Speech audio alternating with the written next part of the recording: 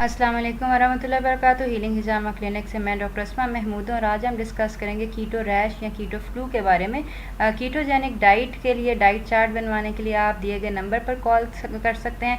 हमारा Facebook group और हमारा यूट्यूब चैनल दोनों के लिंक्स जो हैं वो डिस्क्रिप्शन बॉक्स जो हैं उसमें दिए गए हैं। अगर आप कीटोजेनिक डाइट के बारे में मालूमात हासिल करना चाहते हैं, डाइट चार्ट बनवाना चाहते हैं, वेट लॉस के लिए, डायबिटीज़ की ट्रीटमेंट के लिए, पीसीओएस की मैनेजमेंट के लिए, तो दिए गए नंबर पर कॉल कर सकते हैं। तो आइए देखते हैं कि कीटो रैश या कीटो फ्लू के लिए हम क्या क्या इकदाम जो है वो कर सकते हैं।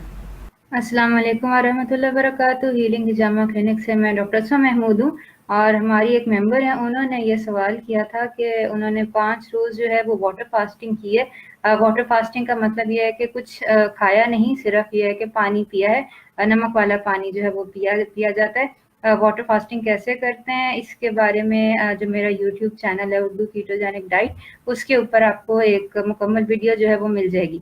तो वो बहरहाल बता रही हैं कि उन्होंने तकरीबन 5 दिन जो है वो वाटर फास्टिंग की है और उसके बाद से उनको रैश जो है वो डेवलप हो गए हैं हाथों के ऊपर, बाजुओं के ऊपर। तो बेसिकली ये वो पूछ रही हैं कि ये कीटो रैश है और इसका क्या इलाज है। तो इसके अंदर सबसे पहली बात तो ये है कि जब भी आप कोई भी फास्टिंग करें या डिटॉक्स करें, तो मेरा सबसे पहली बात जो होती है ना ज़हन में रखने वाली, ये मैं बारहा बता चुकी हूँ कि ये बेसिकली फास्टिंग एक टाइप का डिटॉक्स है। डिटॉक्सिफिकेशन का मतलब है जहरीले मादे निकालने का तरीका है। कीटोजेनिक डाइट बजाते खुद एक डिटॉक्स है। डिटॉक्सिफिकेशन का मतलब ये आपके फैट में जो जहरीले मादे जमा हुए हैं, जब फैट जो है वो निकलेगा तो उसके साथ ही साथ आपके जो टॉक्सिन्स हैं, जो जहरीले मादे हैं, वो आपके आ जाएंगे, आपके ब्लड के अंदर आ जाएंगे। तो बेसिकली जब भी आपने डिटॉक्सिफिकेशन करनी है, खा वो कीटोजेनिक डाइट के ज़रिए हो या वो आप फास्टिंग के ज़रिए कर रहे हो या इवन आप कोई डिटॉक्स जो है वो मील्स ले रहे हो या डिटॉक्सिफिकेशन के लिए कोई हर्ब्स वगैरह ले रहे हो, तो इन सब सिचुएशंस के अंदर डिटॉक्सिफिकेशन से पहले आपको सबसे पहले अपने ड्रेनेज पॉइंट्स जो हैं वो खोलने होंगे। ड्रेनेज पॉइंट्स खोलने का मतलब ये है कि ये टॉक्सिन्स जब आप डिटॉक्सिफाई करेंगे तो ये सारे टॉक्सिन्स पोर करेंगे आपके ब्लड के अंदर। अब बेसिकली बॉडी ने इनको फैट के अंदर एक ऐसी फॉर्म में रखा हुआ था कि ये आपको हर्ट नहीं कर रहे थे, आपको नुकसान नहीं पहुंचा रहे थे। जब आपने डिटॉक्सिफिकेशन की, खा फास्टिंग के जरिए की, खा आपने कीटोजेनिक डाइट के जरिए की या किसी भी तरीके से की, ये सारे के सारे टॉक्सिन्स पोर होकर ब्लड के अंदर आएंगे। अब अल्लाह ताला ने ऐसे निज़ाम बनाए हुए हैं बॉडी के अंदर, लिवर है, किडनी है, जो कि बेसिकली टॉक्सिन्स को रिमूव करते हैं। लेकिन अगर आपने एकदम से लोड ऑफ टॉक्सिन्स बॉडी के अंदर जो है ब्लड के अंदर डाल देना है और आपके आगे से ड्रेनेज पॉइंट्स यानी इनको निकालने का तरीका नहीं है। ड्रेनेज पॉइंट से मुराद ये है कि कोलोन यानी कि आपकी आंत जो है वो उससे टॉक्सिन्स नहीं निकल सकते, यानी कि आपका स्टूल पास नहीं होता, आपको कब्ज है, कॉन्स्टिपेशन है, तो ये आपका एक ड्रेनेज पॉइंट बंद है। ठीक है, इसी तरह किडनी एक डिटॉक्सिफिकेशन ऑर्गन अल्लाह ताला ने बनाया हुआ है। अगर आपकी किडनी प्रॉपर फंक्शन नहीं कर रही है, आपको पेशाब नहीं आ रहा है, रुक रुक के आ रहा है, तो ऑब्वियसली वो एक और जगह आपका जो ड्रेनेज पॉइंट है, जो जहां से टॉक्सिन्स बाहर निकलने हैं, वो बंद है। इसी तरह लिवर है, लिवर आपका मेजर डिटॉक्सिफिकेशन ऑर्गन है। अगर आपका फैटी लिवर है या आप ऑब्स्ट्रक्टेड है, आगे आपके कोई आपकी बाइल जो है उसका फ्लो ठीक नहीं है, तो वो जाहिर सी बात है वो टॉक्सिन्स जो हैं वो बाहर नहीं निकल सकेंगे। ठीक है, और चौथा आपका ड्रेनेज पॉइंट्स बेसिकली आपकी ब्रेन है। ब्रेन की जो ड्रेनेज होती है वो तब होती है जब आप सोते हैं। जब आप सोते हैं तो आपके जो लिम्फेटिक जो होते हैं, कैरिंग जो लिम्फ वेसल्स होती हैं, वो आपके लिम्फ के अंदर या ब्रेन के अंदर जो टॉक्सिन्स होते हैं वो उनको निकालती है। तो बेसिकली जब आपने डिटॉक्सिफिकेशन करनी है, खा कीटोजेनिक डाइट से करनी है, खा आपने करनी है अपने फास्टिंग से करनी है, किसी और तरीके से करनी है, उससे पहले वेरी प्रूडेंट कि आप ये देखें कि आपके ड्रेनेज पॉइंट्स खुले हुए हैं कि नहीं। आपको कॉन्स्टिपेशन नहीं होनी चाहिए, अगर है तो पहले उसको करेक्ट करें। आपको जो है ये जो यूरिन है वो पास होना चाहिए। अगर जल के आता है, रुक के आता है, पस के साथ आता है, पहले उसको ट्रीट करें। अगर आपका लिवर जो है वहाँ पे ऑब्स्ट्रक्शन है तो उसको आप यानी बेसिकली फैटी लिवर को ट्रीट करें। ठीक है, इसी तरह अगर आप सोते नहीं हैं या कम सोते हैं, 8 घंटे से कम, 6 घंटे से कम आपकी नींद है, तो वो नींद जो है उसको आप करेक्ट करें। ठीक है, एक दफ़ा आपने ये ड्रेनेज पॉइंट्स खोल लिए ना, तो उसके बाद फिर ये है कि आप ये देख सकते हैं कि आपको आया ये है कि डिटॉक्सिफिकेशन आप कर रहे हैं और उसके क्या क्या फ़ायदे हैं। तो बहरहाल कीटोजेनिक डाइट के ऊपर कीटो रैश जो होता है वो हो जाता है लोगों को, लेकिन बहुत कम लोगों को होता है। नॉर्मली ये तब होता है जब ना लोग जल्दी मचाते हैं।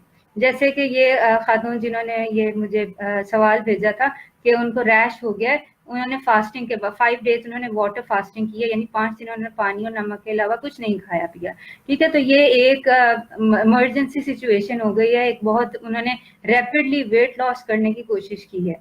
तो बेसिकली जब आप रैपिड जो वेट लॉस करने की कोशिश करते हैं, अगर आप नॉर्मल कीटोजेनिक डाइट फॉलो करेंगे तो उसके अंदर कीटो रैश डेवलप होने के चांसेस बहुत कम है।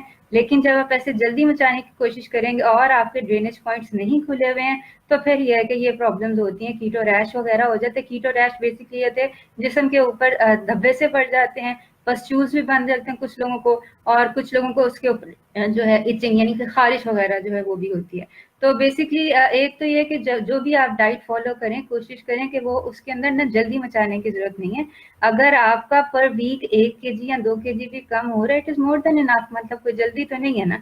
तो आराम से तसल्ली के बॉडी को डिटॉक्सिफिकेशन का मौका दें, बॉडी को इस कैपेबिलिटी के अंदर लेके आए कि वो खुद अपने टॉक्सिन्स रिमूव कर ले। ठीक है, दूसरी बात ये भी हो सकता है कि आपको किसी चीज से एलर्जी हो। ठीक है, और जो एलर्जी है वो जाहिर सी बात है, हो सकता है कि आपने जो सॉल्ट्स लिए हैं या जो आपने खाने वगैरह खाए अपने फास्टिंग के अंदर, कुछ लोग बोन ब्रॉथ फास्टिंग करते हैं, उसके अंदर से उनको किसी चीज़ से एलर्जी हो सकती है। या इवन कीटोजेनिक डाइट लेते हुए भी लोगों को जो है कीटो रैश या ये जो डेवलप हो जाता है। तो बहरहाल ये जो भी आपकी सिचुएशन हो, तो इसका सबसे आसान तरीका जो ये है, अगर तो एलर्जी है तो वो तो उसके लिए आपको एविल वगैरह आप एंटी एलर्जेनिक कोई भी ड्रग लेंगे तो वो ठीक हो जाएगा। लेकिन अगर आपकी फास्टिंग रैपिड फास्टिंग जल्दी आपने मचाई, जल्दी वेट लूज करने की कोशिश की, तो उसके अंदर ये है कि फिर आप एक तो ये है कि अपनी थोड़ी कार्बोहाइड्रेट अपटेक ज्यादा कर लें। ठीक है, नॉर्मली कीटोजेनिक डाइट के ऊपर लोग 5% कार्ब्स के ऊपर होते हैं, तो अगर आप 5% कार्ब्स के ऊपर हैं तो उसको 10% कार्ब या इवन 20% कार्ब भी कर देंगे, तो वो आपका कीटो रैश जो है ना वो या कीटो फ्लू के सिम्टम्स जो होते हैं, हेडेक वगैरह, वो नहीं डेवलप होंगे।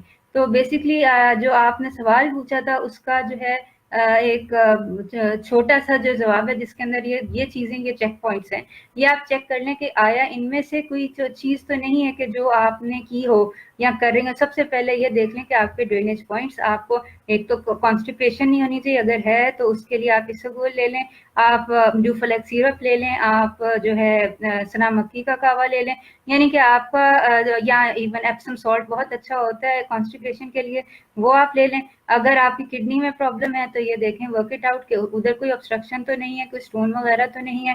ठीक है, और अगर आपके लिवर के अंदर, फैटी लिवर के अंदर मिल्क थिसल बहुत अच्छा एडजुवेंट है कि अगर आपका लिवर का कोई प्रॉब्लम है और आप उसको क्लियर करना चाहते हैं ताकि आपको बाइल फ्लो हो, और नींद का अगर मसला है, सो नहीं सकते हैं, तो उसके लिए मेलाटोनिन के सप्लीमेंट्स भी मिलते हैं। और अगर अपनी स्लीप हाइजीन आप रखेंगे तो वो ये है कि आपको सोने में इंशाल्लाह मसला नहीं होगा। और सोने बेसिकली कीटोजेनिक डाइट और फास्टिंग, इन दोनों के अंदर जो है वो आपकी एक्सरसाइज से ज़्यादा या आपके वर्कआउट से ज़्यादा या आपके खाने से ज़्यादा ये मैटर करता है कि आप सोते कितना है।